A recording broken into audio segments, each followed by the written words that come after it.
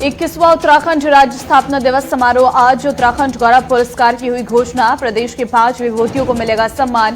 CM Pushkar Singh Dhami ने दी प्रदेशवासियों को बधाई।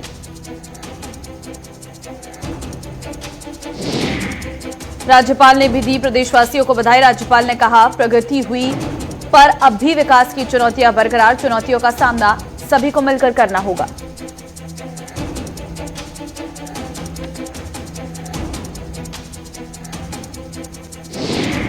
देवभूमि में कोरोना की रफ्तार में आई। 24 घंटे में आए 3 नए संक्रमित मामले। एक भी मरीज की नहीं हुई मौत। 6 मरीज हुए ठीक।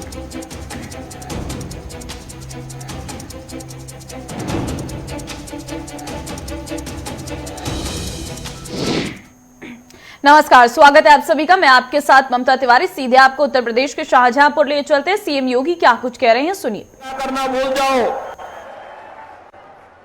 आज किसी पे झूठे मुकदमे नहीं होते, आज विकास के कार्य होते हैं। यही अंदर है। समाजवादी पार्टी की सरकार 12 में आई थी, आते ही दंगे हुए थे। कोसी कला का दंगा, बरेली का दंगा, लखनऊ का दंगा, कानपुर का दंगा, मुजफ्फरनगर का दंगा, हर तीसरे दिन एक नया दंगा। सरकार आई थी, समाजवादी पार्टी की थी, उसने पहला काम किया था, श्री राम जन्मभूमि पर आतंकी हमला करने वाले आतंकवादियों को, मुकदमों को वापस लिया था। लेकिन भाइयों बहनों, हमारी सरकार जब 2017 में आई, हमने सबसे पहला काम किया, बहन और बेटियों की सुरक्षा के लिए एंटी रोमियो स्क्वाड का गठन किया। हमने पहला काम किया, किसानों का कर्ज माफ किया। 86 लाख किसानों का 36,000 करोड़ रुपए का कर्ज माफ किया। हमारी सरकार ने कार्य किया, और वह कार्य किया था हमारी सरकार ने अवैध बूचड़खानों को बंद करके, हमारी सरकार ने निराश्रित आश्रय स्थलों की स्थापना की कार्रवाई को आगे बढ़ाने का कार्य किया। जब भाइयों बहनों सरकार की नियत साफ होती है, सोच ईमानदार होती है, तो काम भी दमदार होता है। यानी नियत साफ होती है, सोच ईमानदार होती है, तो काम भी दमदार होता है। और ये दमदार कार्य आज प्रदेश के अंदर आपको दिखाई दे रहा होगा। जहां पर भारतीय जनता पार्टी के विधायक हैं, वे मेहनत करके नई नई योजनाओं को लेकर के आ जाते हैं। कोई पॉलिटेक्निक बनाता है, कोई डिग्री कॉलेज बनाता है, कोई इंटर कॉलेज बनाता है, कोई मेडिकल कॉलेज बनाता है, कोई हॉस्पिटल लेकर के आता है, कोई आईटीआई और स्किल डेवलपमेंट का सेंटर लेके आता है, कोई उद्योग लेकर के आता है, कोई पर्यटन केंद्र के रूप में विकसित करने के लिए पैसा लेके आता है।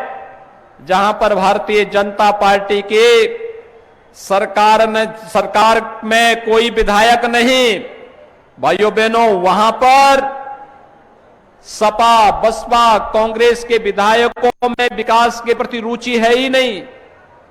वे तो केवल अपने आप तक सीमित हैं। उनके लिए प्रदेश परिवार नहीं है, उनके लिए अपना और अपना परिवार ही प्रदेश है, उससे बाहर सोच ही नहीं है। और भारतीय जनता पार्टी के लिए, प्रधानमंत्री मोदी जी के लिए पूरा भारत परिवार है, और हमारे लिए पूरा उत्तर प्रदेश की 25 करोड़ जनता ही परिवार है। उन सबके कल्याण के लिए कार्य करना, उन सबके उत्थान के लिए कार्य करना, और उन सबके खुशहाली के लिए कार्य करना। इसलिए विकास की इन परियोजनाओं को एक एक करके आगे बढ़ाने का कार्य हुआ है। याद करिए, हुदहुद चक्रवात आया था 2015 में, और भाइयों बहनों, अप्रैल 2015 में चक्रवात आने के बाद मार्च 2017 तक किसानों का उसका मुआवजा नहीं मिल पाया था। पिछले महीने अतिवृष्टि हुई थी 17 से 19 अक्टूबर के बीच। आज है 9 नवंबर, अब तक हम 5.5 लाख किसानों को उनकी फसल का नुकसान का मुआवजा बांट चुके हैं और हर जिला प्रशासन से कह चुके हैं जहां भी अन्नदाता किसानों को नुकसान हुआ है उसका तत्काल आकलन करके प्रदेश में भेजो और तत्काल किसानों के खातों में पैसे भेज दो।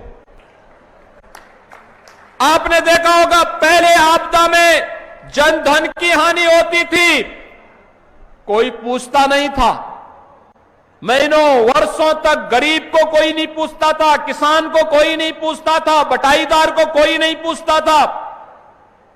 आज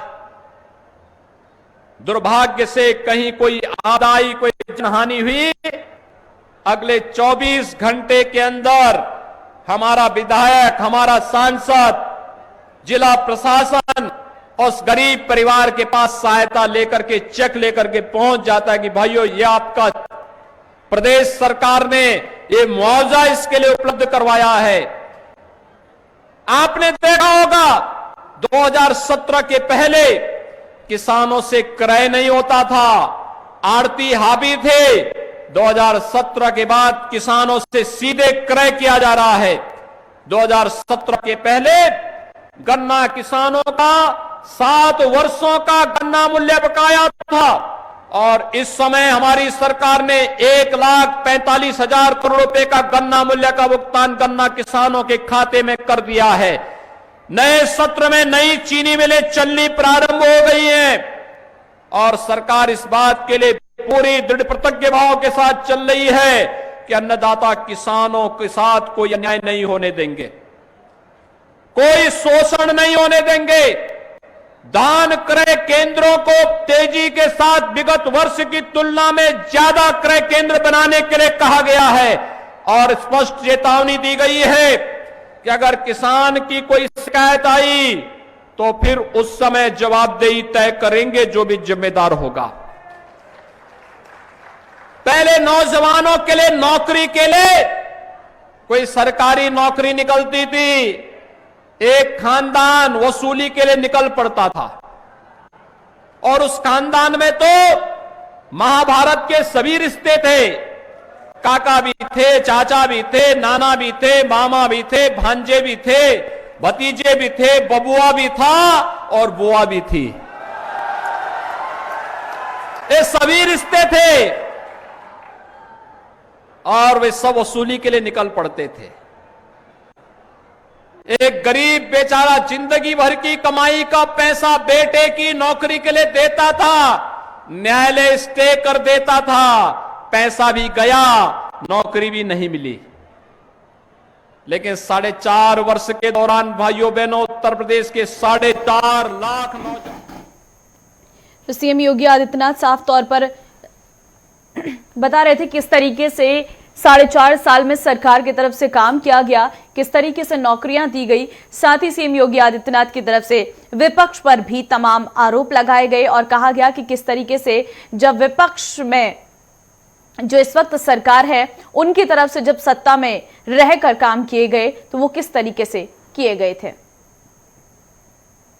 चलिए अब बात उत्तराखंड की कर लेते हैं क्योंकि उत्तराखंड आज 21 साल उत्तराखंड को पूरे हो चुके हैं। दरअसल आपको बता दें 21वां उत्तराखंड राज्य स्थापना दिवस समारोह आज बड़ी ही धूमधाम के साथ मनाया जा रहा है। सीएम पुष्कर सिंह धामी ने उत्तराखंड वासियों को बधाई दी है और आज कई कार्यक्रम भी आयोजित किए जा रहे हैं। सीएम धामी ने राज्य स्थापना दिवस पर उत्तराखंड वासियों को संबोधित भी किया है। उत्तराखंड महोत्सव के रूप में आज स्थापना दिवस मनाया जा रहा है और आपको ये भी बता दें कि ये लंबा कार्यक्रम रहने वाला है। 21वां स्थापना दिवस आज उत्तराखंड का है। ऐसे में उत्तराखंड अब 22वें साल में प्रवेश कर चुका है। सीएम धामी की तरफ से उत्तराखंड वासियों को बधाई दी गई है और सीएम धामी ने राज्य स्थापना दिवस पर उत्तराखंड वासियों को संबोधित भी किया है। हेल्थ इंफ्रास्ट्रक्चर में कई गुना बढ़ोतरी हुई है। प्रत्येक जिले में ऑक्सीजन प्लांट प्रारंभ किए गए हैं। हमने राज्य में निःशुल्क जांच योजना प्रारंभ की है। इसके तहत मरीजों को 207 प्रकार की पैथोलॉजिकल जांचों की निःशुल्क सुविधा मिल रही है। इसके साथ ही हमारे प्रदेश के कुमाऊं क्षेत्र में एम्स के सैटेलाइट सेंटर को खोलने के लिए आदरणीय प्रधानमंत्री जी को देवभूमि की समस्त जनता की ओर से मैं धन्यवाद प्रेषित करता हूं।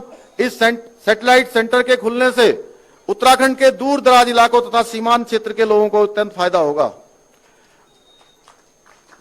अटल आयुष्मान योजना के अंतर्गत प्रदेश में लगभग 50 लाख लोगों को आयुष्मान कार्ड अब तक बनाए जा चुके हैं। माननीय प्रधानमंत्री जी के बेटी बचाओ बेटी पढ़ाओ अभियान को आगे बढ़ाते हुए हमने मुख्यमंत्री महालक्ष्मी योजना की शुरुआत की है। इसके तहत प्रथम 2 बालिकाओं के जन्म पर माता और नवजात कन्या शिशु को मुख्यमंत्री महालक्ष्मी किट उपलब्ध कराई जा रही है। महिलाओं को स्वावलंबी बनाने के उद्देश्य से हमारी सरकार ने मुख्यमंत्री सशक्तिकरण योजना की शुरुआत भी की है। इसके साथ साथ पहाड़ों पर महिलाओं को राहत देने के उद्देश्य से हाल ही में हमने मुख्यमंत्री घसियारी कल्याण योजना भी शुरू की है।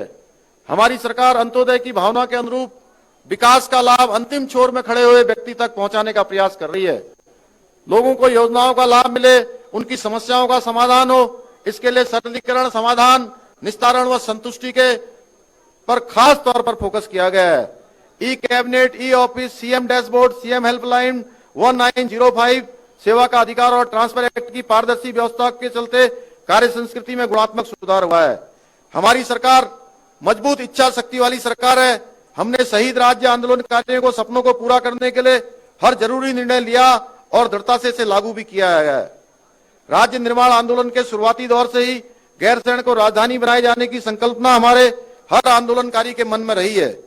जन भावनाओं को सर्वोच्च सम्मान देते हुए हमारी सरकार ने गैरसैंण को ग्रीष्मकालीन राजधानी बनाया है।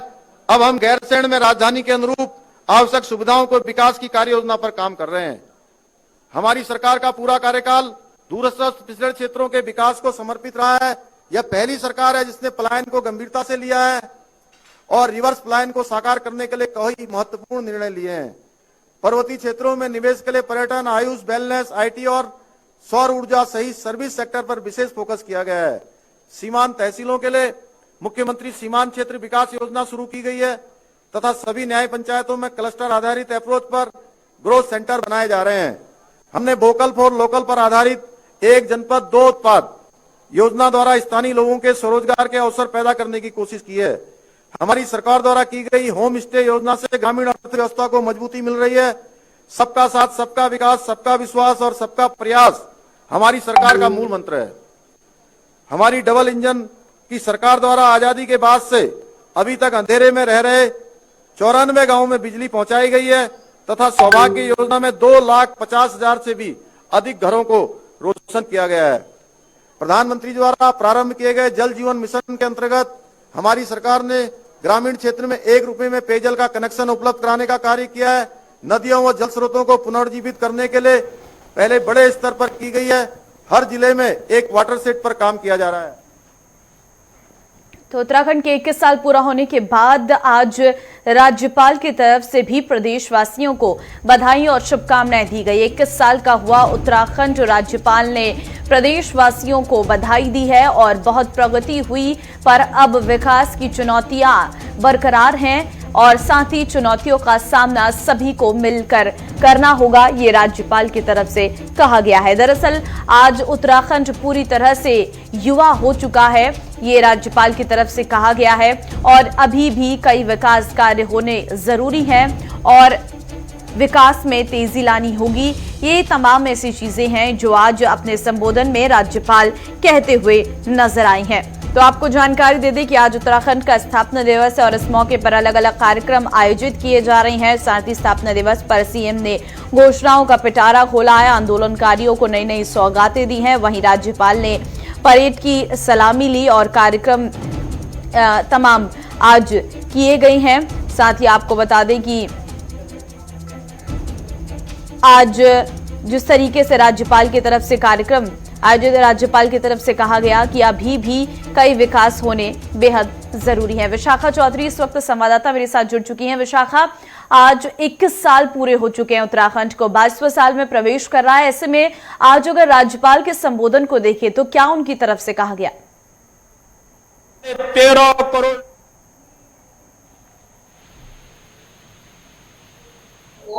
राज्यपाल और मुख्यमंत्री की तरफ से और राज्यपाल की तरफ से यही कहा गया कि पूरा प्रदेश उत्तराखंड हालांकि राज्यपाल की तरफ से कहा गया कि अभी चुनौतियां बरकरार है, राज्य को जिस दिशा में लेकर जाना है, जिस मुकाम तक जाना है, उस दिशा में अभी चुनौतियां बरकरार है और चुनौतियों को मिलकर सहते हुए सभी जो जनता और राज्य सरकार प्रशासन सभी को मिलकर चुनौतियों का सामना करते हुए आगे बढ़ना होगा। तभी जो राज्य जिस जगह पर पहुंचना चाहिए वहां पर पहुंच पाएगा। और मुख्यमंत्री की तरफ से भी प्रदेशवासियों को शुभकामनाएं जो है वो दी गई स्थापना दिवस की। और उत्तराखंड महोत्सव आज से शुरू 9 नवंबर से 15 नवंबर तक होगा और राज्य स्थापना दिवस के रूप में इस पूरे जो महोत्सव है उसको मनाया जाएगा। इसी के साथ कई योजनाओं घोषणाओं की जो एक तरीके से पिटारा है वो मुख्यमंत्री की तरफ से खोला गया। राज्य आंदोलनकारियों की जो पेंशन है वो मुख्यमंत्री के द्वारा बढ़ाई गई और इसी के साथ तमाम योजनाएं जो है वो मुख्यमंत्री के द्वारा उनकी घोषणा की गई। केदारनाथ को लेकर उन्होंने कहा कि लगभग 225 करोड़ रुपए के जो कार्य है वो केदारनाथ में हो चुके हैं। इसके अलावा जो होने हैं वो बहुत तीव्र गति से अभी चल रहे हैं और कनेक्टिविटी, इंफ्रास्ट्रक्चर और तमाम जो तकनीकी क्षेत्र है वहां पर भी राज्य लगातार अग्रसर है।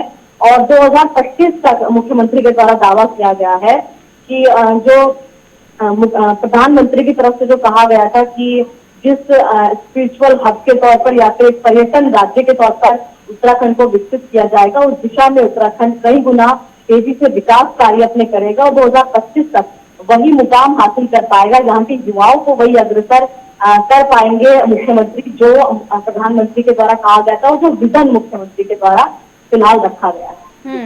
विशाखा, कई घोषणाएं और कई सौगातें भी आज सीएम की तरफ से दी गई हैं। जी बिल्कुल ममता, देखिए कई जो घोषणाएं हैं मुख्यमंत्री के द्वारा की गई, जैसे राज्य आंदोलनकारियों की पेंशन का मुद्दा लंबे समय से था। इससे पहले कर्मचारियों की जो पेंशन है उनकी जो आय जो भत्ते हैं वो बढ़ाए गए थे, लेकिन स्थापना दिवस के मौके पर आंदोलनकारियों की जो भी विरोध था या जो अनदेखी का विपक्ष का आरोप लग रहा था कि राज्य आंदोलनकारियों की अनदेखी लगातार राज्य सरकार के द्वारा की जा रही है, उन आरोपों का भी जवाब देते हुए मुख्यमंत्री ने जो राज्य आंदोलनकारी हैं उनकी पेंशन को केवल बढ़ाया है बल्कि कई जो इसमें चीजें हैं वो ऐड करी है। उनके द्वारा कहा गया है कि राज्य आंदोलनकारियों की जो पेंशन है अब उसकी समय सीमा को भी बढ़ाया गया है। इसी के साथ तमाम जो चीजें हैं वो राज्य आंदोलनकारियों की के लिए उन्होंने की है, घोषणाएं की है। और इसी के साथ उन्होंने ऑल वेदर रोड जो एक बड़ी योजना उत्तराखंड की कही जाती है उसको लेकर उन्होंने कहा है कि लगातार कार्य चल रहा है उस पर और बहुत जल्द जो है वो ऑल वेदर रोड प्रधानमंत्री का जो कहा गया था वो पूरा होगा और वो तैयार होगी। और चारों धामों में पूर्ण निर्माण कार्यों को लेकर उनके द्वारा कहा गया। इसी के साथ रोजगार को लेकर उनके द्वारा कई जो घोषणाएं हैं वो की गई और परिवहन, इंफ्रास्ट्रक्चर, तकनीकी, ये सभी। और इसी के साथ उन्होंने जो मुख्य बात कही वो कही कि पर्यटन राज्य पर्यटन के लिए उन्होंने कहा कि पर्यटन राज्य की रीढ़ है, इसलिए पर्यटन के लिए राज्य सरकार के द्वारा कई महत्वपूर्ण जो कदम है वो उठाए जा रहे हैं ताकि राज्य को एक पर्यटन। बिल्कुल विशाखा, चलिए तमाम जानकारी देने के लिए फिलहाल आपका बहुत धन्यवाद। अब आज स्थापना दिवस है, ऐसे में कांग्रेस के नेता हरीश रावत की तरफ से भी आज प्रदेशवासियों को स्थापना दिवस की बधाई दी गई है। आपको जानकारी दे दें कि 21 साल का उत्तराखंड हो चुका है और ऐसे में आपको बता दें कि आज उत्तराखंड के लिए महान दिवस है। हरीश रावत की तरफ से कहा गया। आप नेता अजय कोठियाल ने भी राज्य स्थापना दिवस पर बधाई दी। हरीश रावत और अजय कोठियाल ने ट्वीट कर सभी को शुभकामनाएं दी है। तो आज स्थापना दिवस के मौके पर आम आदमी पार्टी से नेता अजय कोठियाल की तरफ से भी स्थापना दिवस की बधाई दी गई। वहीं कांग्रेस के नेता हरीश रावत की तरफ से भी आज उत्तराखंड दिवस पर प्रदेशवासियों को बधाइयां दी गई हैं। दरअसल उत्तराखंड का आज के दिन उत्तर प्रदेश से अलग होकर एक राज्य बनना और आज के दिन को उत्तराखंड दिवस के रूप में मनाया जा रहा है, उत्तराखंड महोत्सव के रूप में बीजेपी की ओर से मनाया जा रहा है। तो ऐसे में कांग्रेस नेता और आप नेता की तरफ से आज के दिन पर बधाइयां दी गई।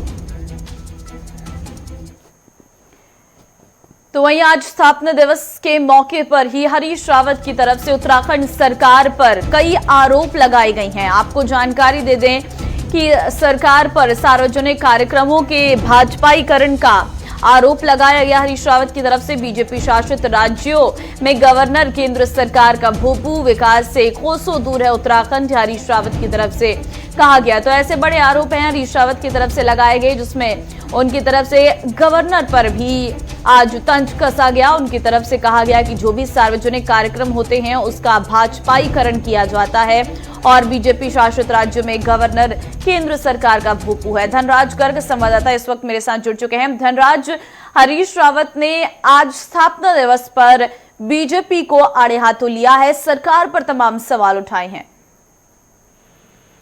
बिल्कुल ममता, जिसमें देखा जाए कि उत्तराखंड की राजनीति में चार साथ देखने को मिल रहा है, क्योंकि 2022 का चुनाव नजदीक है और तमाम चाहे वो विपक्ष हो या पक्ष हो, लगातार एक दूसरे पर आरोप प्रत्यारोप लगाने पर जुटे हुए हैं। वहीं आज हरीश रावत ने कहीं ना कहीं आध्यात्मिक को लेकर एक सवाल खड़ा किया है सरकार पर और साफ तौर पर कहा है कि जिस तरीके से सरकार जो तीर्थ पुरोहित हैं उनके साथ में कहीं ना कहीं एक धोखा जरूर कर रही है, क्योंकि जिस तरीके से देखा गया कि देवस्थानम बोर्ड का मुद्दा इस समय बड़ा मुद्दा बनकर इस समय उत्तराखंड में उछल रहा है और तमाम मुद्दों को लेकर विपक्ष कोई भी मुद्दा ऐसा नहीं छोड़ना चाहती है कि जिससे बीजेपी को ना घेरा जाए। तमाम मुद्दों को लेकर विपक्ष लगातार बीजेपी को घेरने का काम कर रही है उसका। बिल्कुल, लेकिन अगर देखिए तो हरीश रावत की तरफ से कहा गया कि उत्तराखंड में कोई विकास नहीं हुआ है, खासकर सरकार के साथ साथ राज्यपाल पर भी उन्होंने तंज कसा है।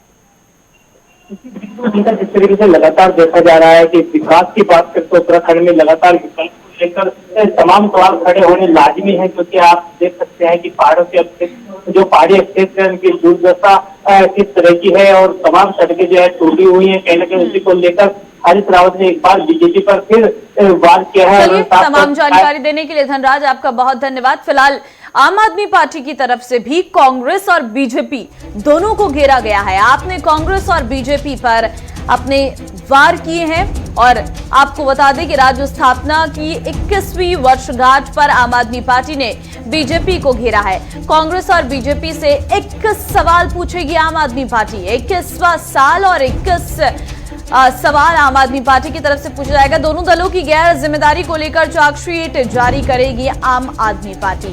तो आम आदमी पार्टी अपने आप को मजबूत कर रही है। ऐसे में आज स्थापना दिवस के मौके पर आम आदमी पार्टी की तरफ से 21 सवाल पूछे जाएंगे बीजेपी और कांग्रेस दोनों से, क्योंकि इससे पहले अगर हम देखें तो बीजेपी कांग्रेस दोनों का शासन रहा है उत्तराखंड में और अब वहां पर बीजेपी की सरकार है और आम आदमी पार्टी पहली बार दिल्ली के बाद उत्तराखंड में चुनाव लड़ने जा रही है। ऐसे में 21 साल पूरे होने पर 21 सवाल पूछे जाएंगे, ये आम आदमी पार्टी की तरफ से कहा गया है।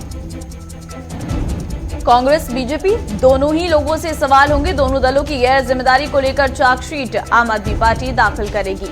संचित शर्मा इस वक्त संवाददाता मेरे साथ जुड़ चुके हैं। संचित, आम आदमी पार्टी 21 सवाल पूछने जा रही है बीजेपी और कांग्रेस दोनों से।